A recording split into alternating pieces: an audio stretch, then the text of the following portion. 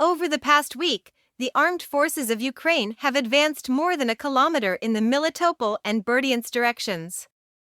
Andriy Kovalev, spokesman for the General Staff, said yesterday in general since the beginning of the offensive in the southern direction, the total advance has amounted to 8.6 kilometers with the counter-offensive in the south.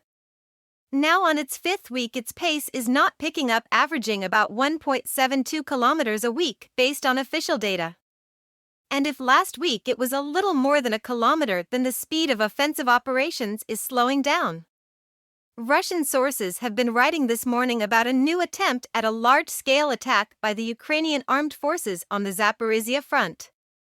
Ragov, a Russian-appointed representative of the administration of the Zaporizhia region, said that a new wave of offensive had begun near Orikhiv in the direction of Robotny. Ragov publishes a photo of the allegedly destroyed equipment of the Ukrainian army. Videos about this also appear on Russian military Telegram channels.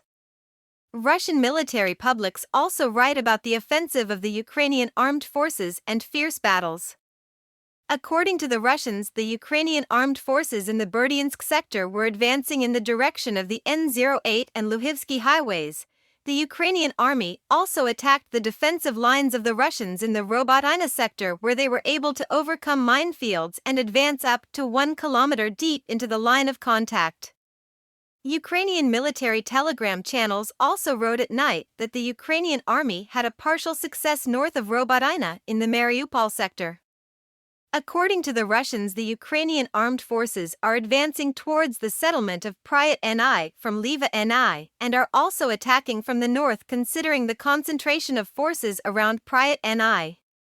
The Russians consider this area to be the main direction of the Ukrainian army strike. Ukraine has not yet commented on this regarding the pace and volume of the counter-offensive. Even Elon Musk spoke about them yesterday. He is not known to be a military expert, and the fact that he became interested in this topic probably reflects the interest in it in the West. He put forward his version of why the armed forces of Ukraine do not use all their reserves in a counterattack. Whichever side goes on the offensive against heavily fortified positions, it will lose many more soldiers. Moreover, Russia outnumbers Ukraine by about 4-1.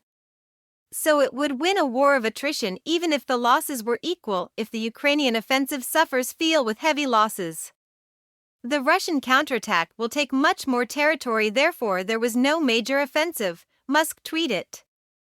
Also about why the Ukrainian counteroffensive does not bring quick results, the military observer of the Bill publication Julian Rock spoke. 5 weeks of the Ukrainian counteroffensive yielded modest results. Apart from a few liberated villages in the Zaporizhia region, the Ukrainian armed forces have practically no successes.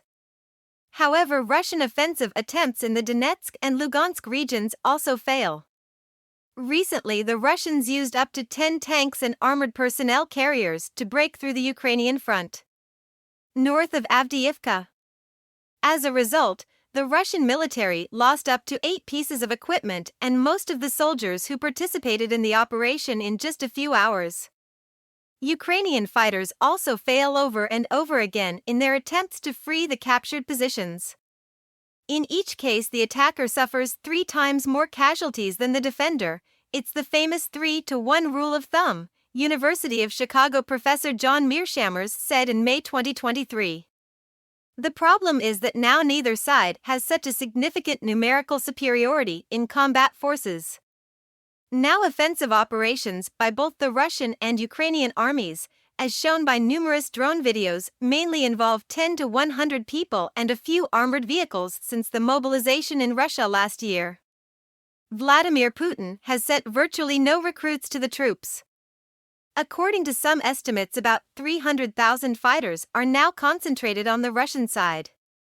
At the front, Ukraine has formally declared mobilization, but in fact there are about 500,000 soldiers directly at the front, Julian Rock reports. Meanwhile, the commander of the ground forces Syrskyi declares that the Russians in Bakhmut are trapped. Deputy Defense Minister Anna Maliar adds that the Ukrainian armed forces have been keeping the city under fire control for several days. This became possible due to the fact that in the process of moving forward, our troops took control of the main dominant heights around Bakhmut, She notes Russian telegram channels are waiting for increased attacks to encircle Bakhmut, but they do not confirm the capture of the city in the firebag and write that attacks on the flanks are repulsed.